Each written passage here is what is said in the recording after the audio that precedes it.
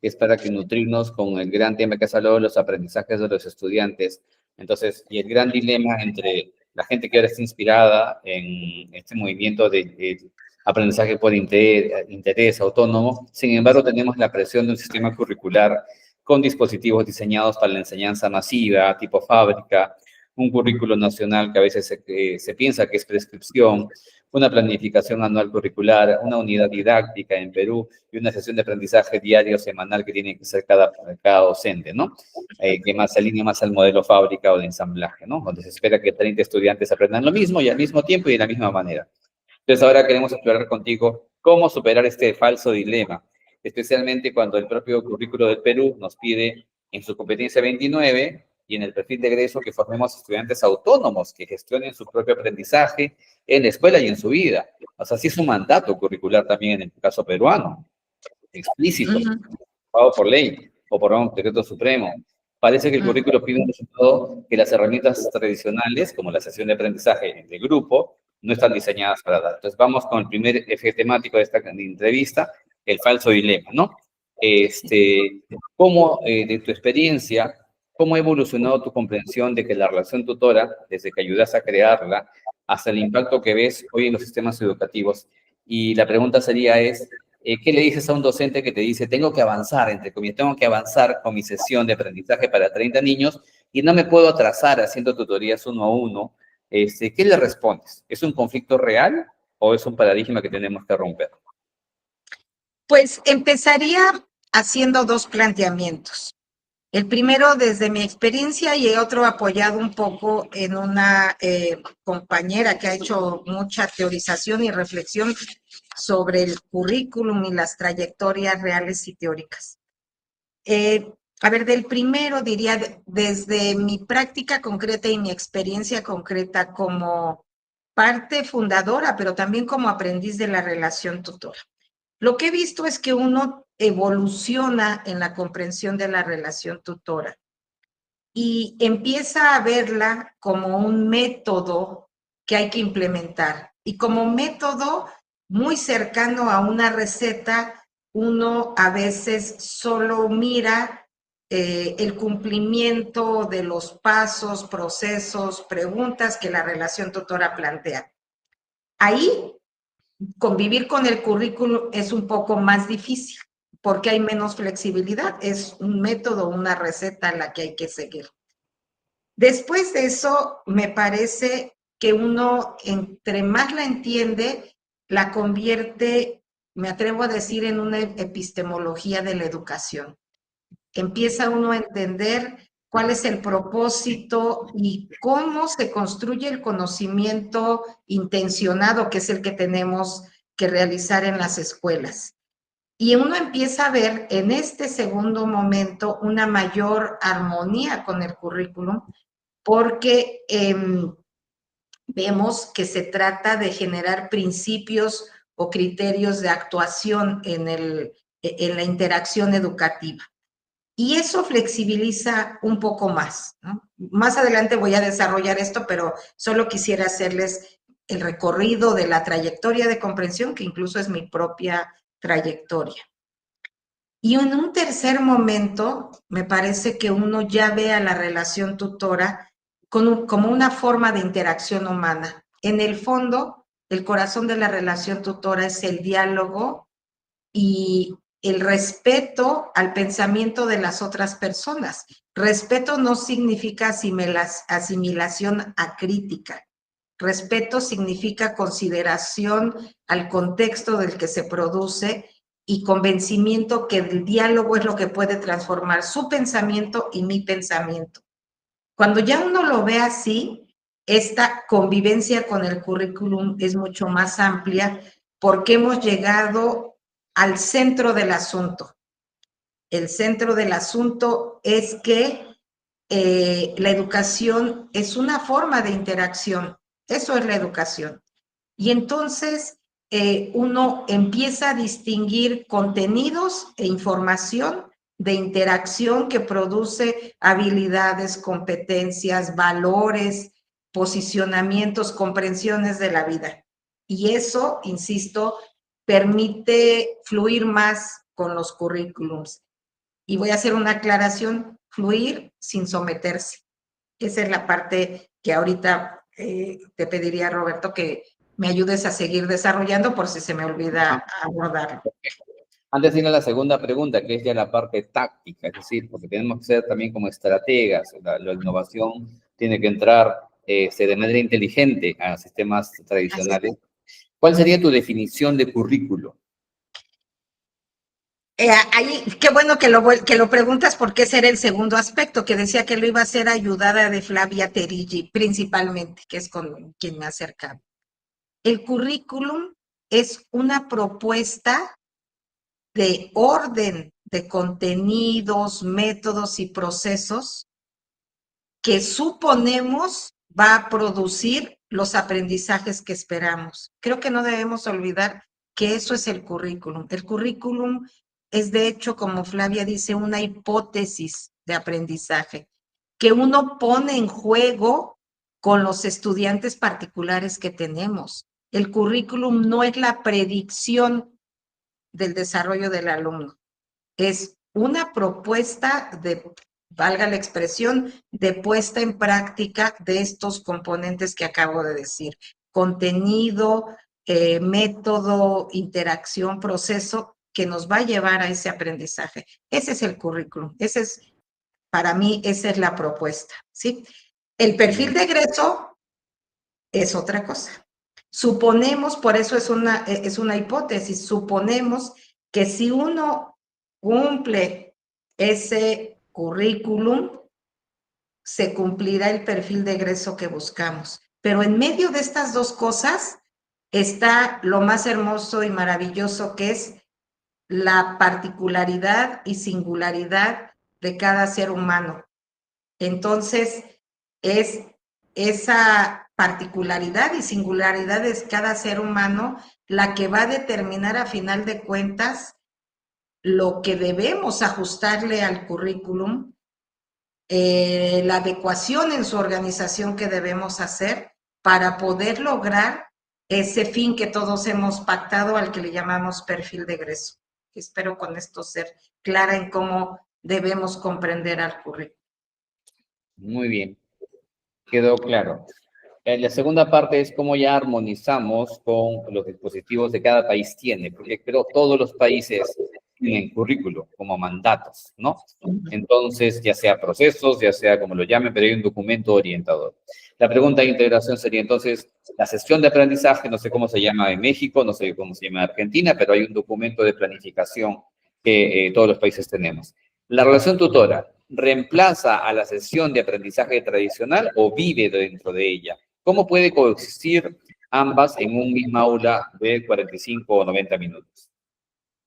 Ok, voy a decirlo desde algo práctico. La relación tutora se integra a la sesión de aprendizaje para ponerla al servicio del aprendizaje del alumno.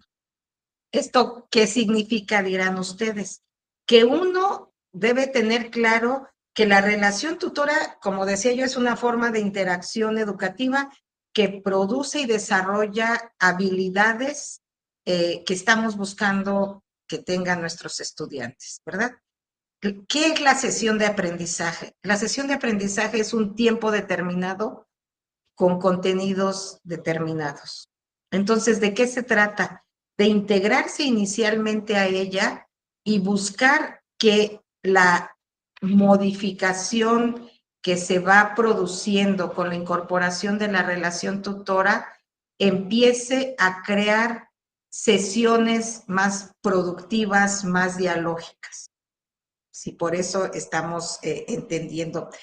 Como una cosa que se me hace muy importante hacer es decir lo siguiente. Hay una diferencia que yo he visto en mi experiencia fundamental, y es la diferencia cuando tienes un mismo maestro que conduce toda la jornada, como es en mi país el trabajo en la primaria, ¿no? En la primaria e incluso en la primaria multigrado que compartimos con ustedes, donde un mismo docente atiende al grupo y a veces un mismo docente atiende a un grupo con distintos grados, tiene un margen de libertad muchísimo más grande que cuando tenemos la secundaria, donde participan distintos maestros en cada 45 minutos. Pero mi experiencia se las voy a compartir, la primera con una pregunta en primaria y la segunda con una experiencia y un acuerdo nacional que hubo aquí en los distintos estados.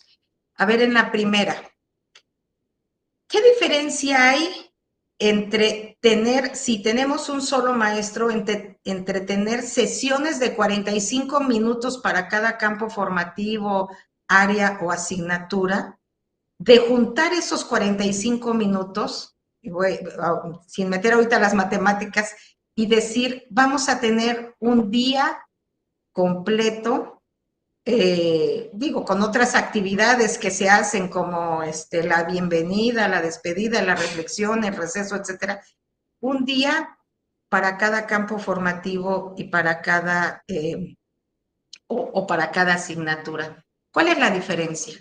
Yo diría que hay una diferencia fundamental y es en la primera, cortas violentamente a veces los procesos de construcción del conocimiento. En la segunda, les das mayor margen de desarrollo no estresado para la asimilación y comprensión de cada una de estas asignaturas. A final de cuentas, tienes un mejor resultado cuando esos 45 minutos los organizas de manera distinta, ¿sí? En bloques más amplios. Eso en primaria se puede hacer sin atentar ninguna norma, digamos, ¿no? Es una organización distinta del tiempo.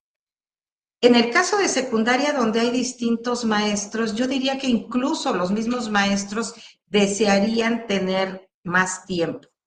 Aquí en México hubo en el 2012 un acuerdo, incluso sindical y de autoridades educativas, para que cada director, atendiendo asuntos laborales y sin, ¿cómo les puedo decir? Sin modificarlos, sin violentarlos, hiciera lo posible por ver que en las secundarias se juntaran lo más posible los módulos de los maestros, ¿sí? Módulos le llamamos aquí a las sesiones en secundaria, ¿verdad? Módulos de tiempo. Entonces, igual se logró que por lo menos en vez de tener 45 minutos 3 veces a la semana, tuvieras por lo menos un día de 90 minutos o en un día tuvieras 90 minutos. Y eso transformó la interacción, generó condiciones para el diálogo. Yo dejaría esto como aquí, mucho dependeremos de las autoridades, pero en el primer caso de primaria es algo que está a nuestro alcance. ¿Sí? Eso es lo que diría. Y una cosa más, perdón, Roberto, esa pregunta la tuvimos en algún momento en la historia de la relación tutora en México. ¿Cómo le hago con 30 estudiantes? O sea, está bien, pero ¿cómo le hago con 30 estudiantes? Y el asunto fue, no se hace el acaparador del conocimiento como maestro, genera tutores para que cada tutor pueda también ser distribuidor, si quieren verlo así, del conocimiento. Y ahí nacieron las redes de tutoría. Si uno se piensa como que es el único que va a dar tutoría, pues es imposible. Pero si uno piensa que cada estudiante representa un ayudante de tutor en el tema que ha demostrado estudiar bien, no los estamos convirtiendo en maestros, sino en alumnos que estudiaron bien un tema y que pueden solidariamente compartirlo con sus estudiantes. Entonces, la respuesta es, pues hagamos redes de tutoría, ¿verdad? Perfecto, quedó claro. Ya respondiste la pregunta que venía, que era justamente qué hacen los otros 29 estudiantes cuando uno tutoriza a uno, ¿no? Cómo se gestiona en el aula en ese momento para que no sea un caos, sino un espacio de aprendizaje autónomo real. No sé si quieras agregar algo respecto al caos, porque los profesores a veces tenemos miedo al desorden, nos da vergüenza también que otro profesor vaya a pensar mal de nosotros diciendo por qué tu clase sí es bulliciosa, pero alguna vez creo que tú dijiste que el aparente desorden inicial es natural al inicio hasta que los vayan, digamos, ordenándose, compaginándose, cuajando. Sí, el asunto es qué pasa mientras vas construyendo esos tutores. Eso es una realidad, no es que de la noche a la mañana ya tienes 10 tutores en tu aula, tiene uno que irlos construyendo poco a poco. Y yo ahí diría, hay distintas estrategias, la creatividad docente es amplia, ¿no? Una es, una que se me hace muy importante, y eso pega para todos, es que los estudiantes deben conocer hacia dónde queremos caminar, deben saber el proyecto, deben saber qué tipo de aula estamos buscando, a qué aspiramos. Ese se me hace muy importante. Luego, puede uno, con el resto de los estudiantes, que ellos vayan avanzando como avanzan cotidianamente. En esos momentos de silencio o de asignarles alguna tarea específica, uno puede ir avanzando con los estudiantes. En el ámbito rural se facilita incluso un poco más, porque puede uno buscar la ayuda de otro compañero docente, de un padre de familia, de un voluntario que está desarrollando actividades con los estudiantes mientras uno va preparando los tutores. Y recientemente escuché una estrategia aquí en CONAFE Jalisco que me pareció también muy buena. Y es como aquí en CONAFE tenemos algo que le llamamos eh, estaciones o pueden ser rincones. Ustedes han combinado la relación tutora con las tertulias, por ejemplo, ¿verdad?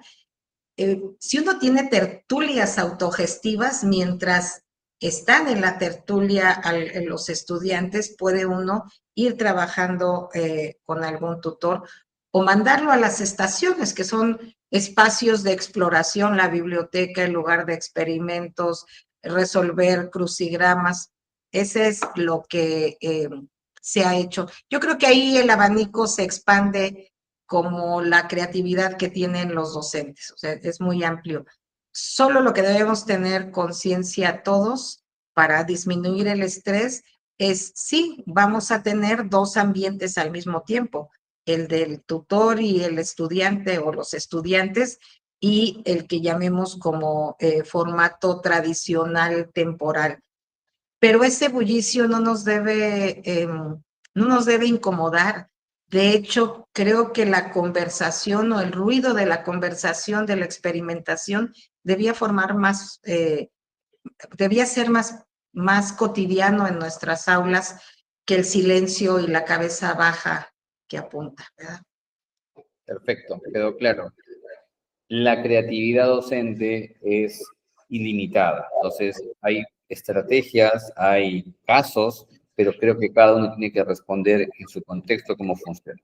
La siguiente pregunta sobre los dispositivos curriculares en cada país. En el Perú tenemos una gran planificación curricular anual, que se subdivide en unidades didácticas y sesiones de aprendizaje con sus respectivos, respectivas partes.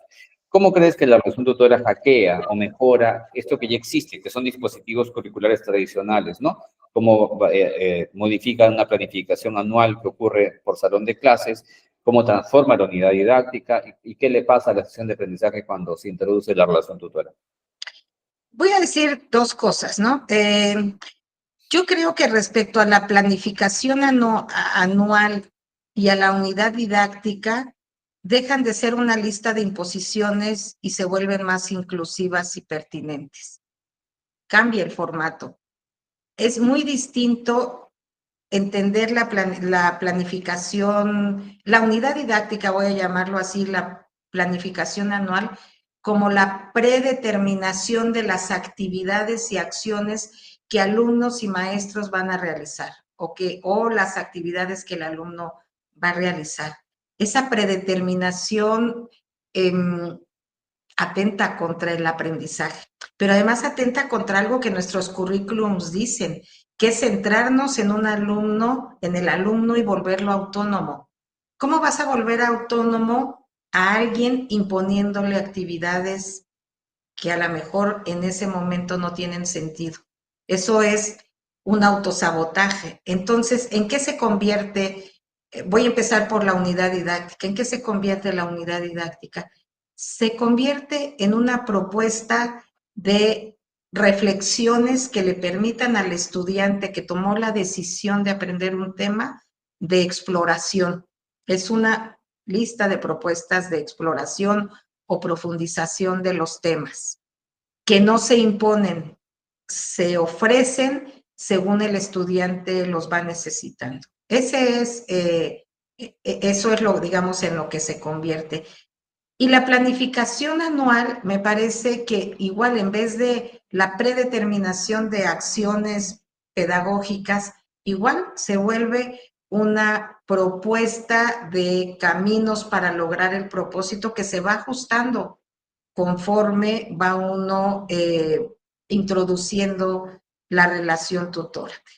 Voy a decir algo que me ayuda a mí a entender la diferencia entre planeación didáctica, llámese esta planificación anual o unidad didáctica o planeación de la sesión de aprendizaje y lo que la tutoría espera. En la primera se impone porque se predetermina la acción del estudiante. En la segunda se vuelve un instrumento de preparación del docente para poder responder a lo inesperado del aprendizaje humano. Se dan cuenta que es algo completamente distinto. La segunda es un documento que yo uso para sentirme preparado para atender a mi alumno. En la primera, que es la planificación didáctica tradicional, insisto, es una lista de imposiciones de actividades, independientemente de si el alumno las necesita o no, o de si les interesa o no. Yo creo que así es como se transforma. Y si me dices qué le pasa a una sesión de aprendizaje cuando se introduce la relación tutora, pues en dos sentidos. Si estamos hablando de preparación, pues se convierte una sesión como documento, insisto, en una lista de posibilidades que se usan en el orden en que se necesita.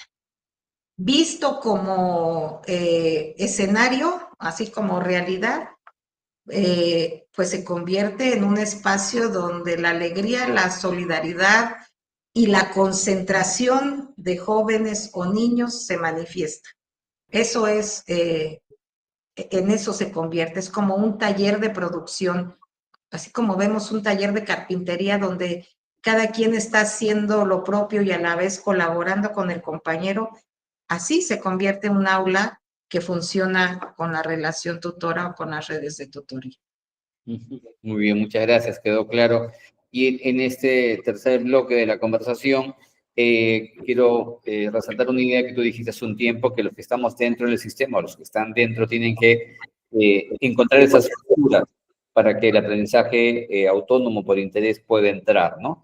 Entonces, yo creo que ya hay fisuras hasta legales en cada país, que son que revisemos, cada país tiene que revisar. En el caso peruano, la competencia 29, que es una de las competencias obligatorias, pide gestionar el aprendizaje de manera autónoma, que cada estudiante debe hacerlo. El perfil de egreso también, que el número 11, son 11 características del perfil de egreso peruano, dice también que cada estudiante desarrolla procesos autónomos de aprendizaje. Desde tu experiencia, entonces, la relación tutora es la herramienta más potente para cumplir con ese mandato curricular en el caso peruano. Sí, y lo digo enfáticamente sí, y así lo he comentado con mis maestros. De hecho, a veces les digo, y si conocen otra, compártanmela, porque hasta el momento, en algún momento decía yo con los compañeros peruanos, y ahorita lo quiero volver a comentar, hay dos formas de relación educativa con múltiples estrategias y muchísimas actividades, pero solo hay dos formas de relación educativa. La vertical que impone la información y la horizontal que genera conocimiento. Son dos formas. En la primera hay insisto, una relación donde el maestro determina qué información debe tener el alumno sin preguntarle, y que consiste en dársela y después verificar que la haya asimilado. En la segunda se construye el conocimiento a partir de lo que al alumno le interesa, de lo que se logra construir a través del diálogo, del producto que juntos generan. La relación tutora está en este segundo componente. Y quiero hacerlo enfático porque es la más efectiva que he encontrado Y algo que se me hace muy importante ahora que hablamos de currículum, estrategias y demás, que puede ser usada en los distintos dispositivos de conocimiento que tengamos. A ver, puede ser usada en un proyecto. La relación tutora puede ser el modo de construcción de un proyecto. Puede ser usada si de lo que se trata es de crear un espacio de colaboración. Puede ser usada si lo que tenemos que hacer es un producto individual o un producto colectivo. Por lo que decía al principio, la relación tutora es una forma de interacción humana y educativa que atiende el interés. Y por interés quiero aclarar que no me refiero solo al interés de un contenido inicial, sino interés significa en cómo cognitivamente vamos creando nuestra red de conocimiento. Usamos distintas rutas y conforme uno va aprendiendo se van generando distintos intereses. Quiero poner un ejemplo muy rápido, Roberto, si me lo permites. Ahorita aquí con el doctor Cámara hemos estado analizando la experiencia de unos estudiantes a los que les propusimos que a la par de seguir el abordaje de sus unidades de aprendizaje, desarrollaran durante un ciclo escolar un tema que a ellos les era significativo profundamente, como le hacemos en la educación superior, ¿verdad? Sigue un tema que te gusta durante todo el ciclo escolar y tuvimos un resultado muy alentador. Lograron hacer un ensayo semejante al de un universitario. De lo que quiero hablar ahorita es de lo que yo vi en el camino.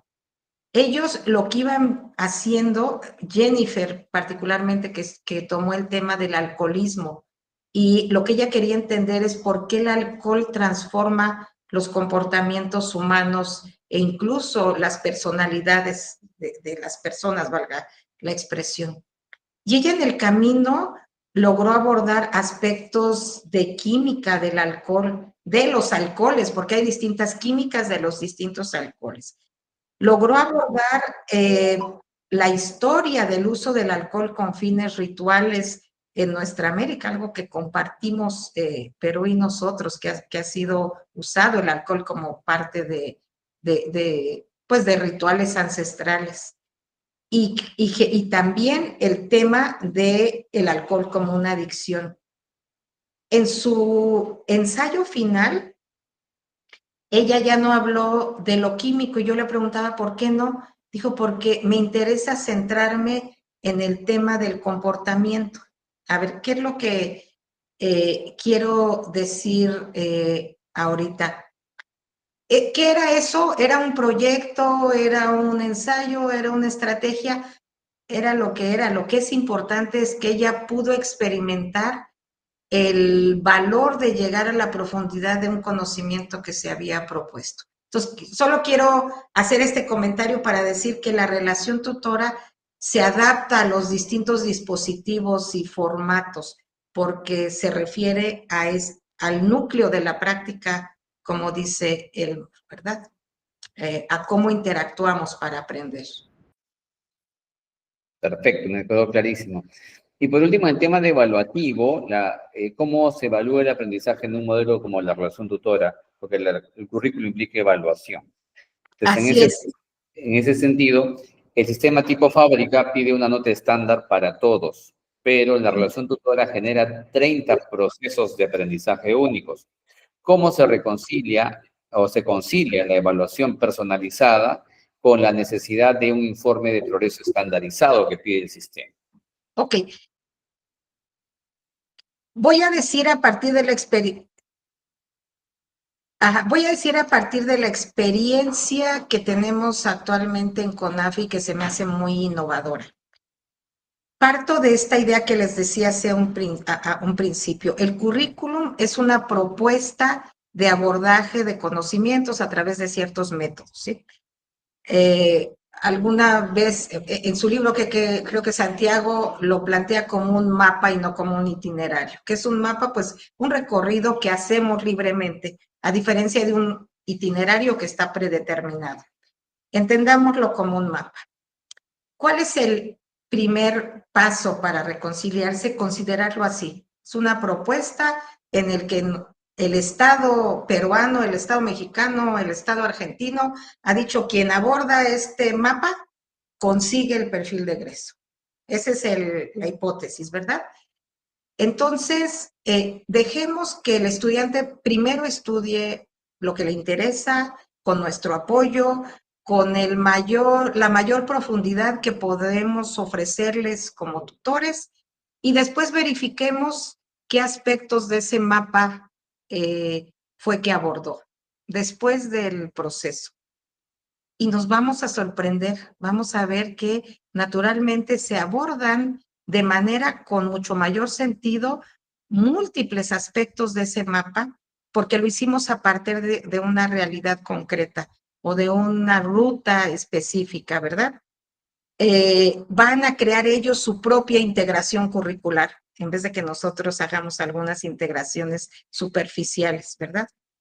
Ese es el primer paso. El segundo, desarrollemos junto con el estudiante, y en CONAFE lo estamos planteando incluso con los padres o las madres de familia y el tutor o el docente, entre los tres, hagamos una narrativa de todo lo que aprendió el estudiante, considerando el mapa, pero también considerando otros aspectos que a veces ni siquiera aparecen en el mapa, como aspectos valorales de comportamiento. Hagamos esa narrativa, es lo que estamos haciendo en CONAFE. Después, entre los tres, discutamos si le tuviéramos que dar valor a esa narrativa, ¿qué valor le daríamos? Así como tenemos nuestra escala de calificaciones, viendo al estudiante en sí mismo y de dónde partió y hasta dónde llegó.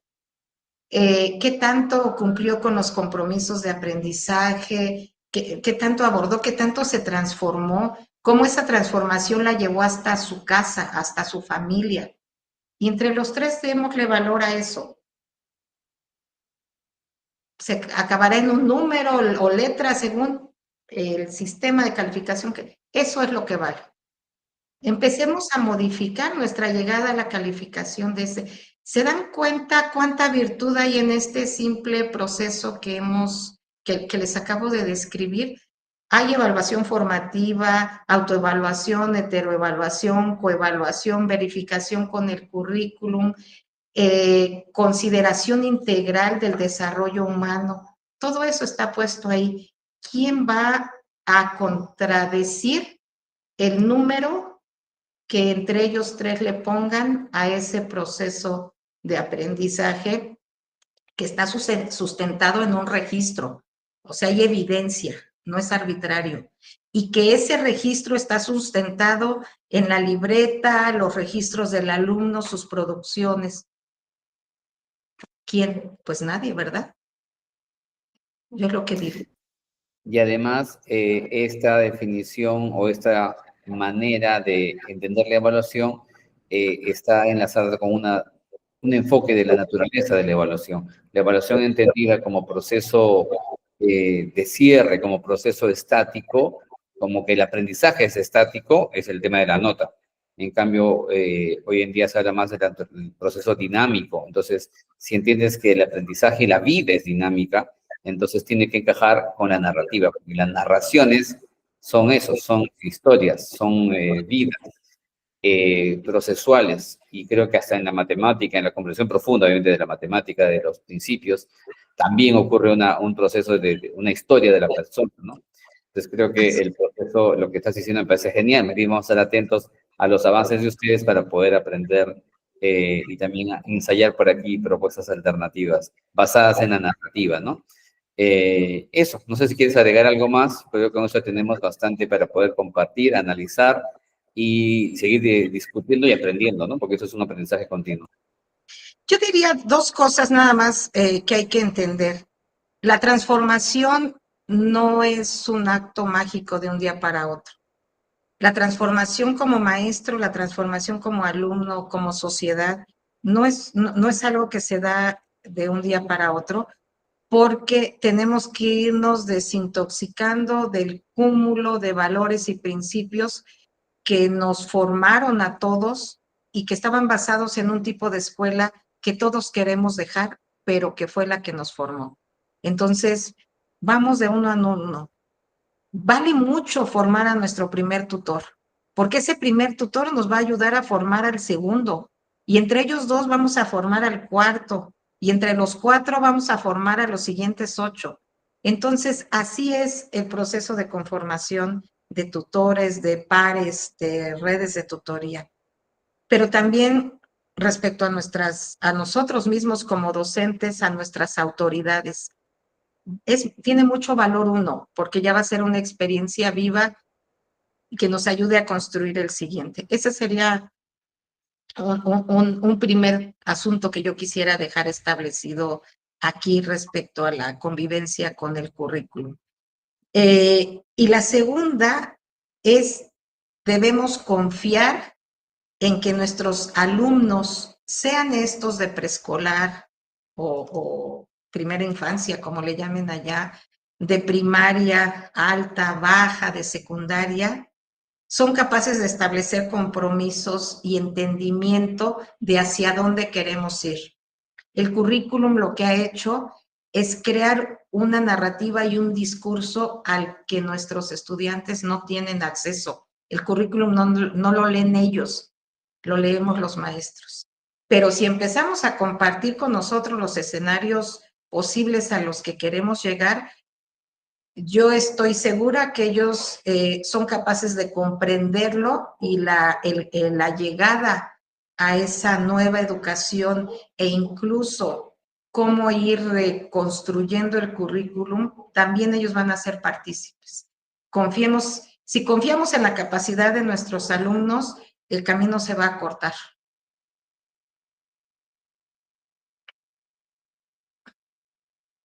Excelente, qué bonito cierre que es todo, y la confianza es una decisión. Entonces, ya nos podemos centrar nosotros, esperemos que se vayan animando poco a poco a tomar esas decisiones, hasta que ya sea parte de la estructura, obviamente, pero por ahora hay que generar ese movimiento.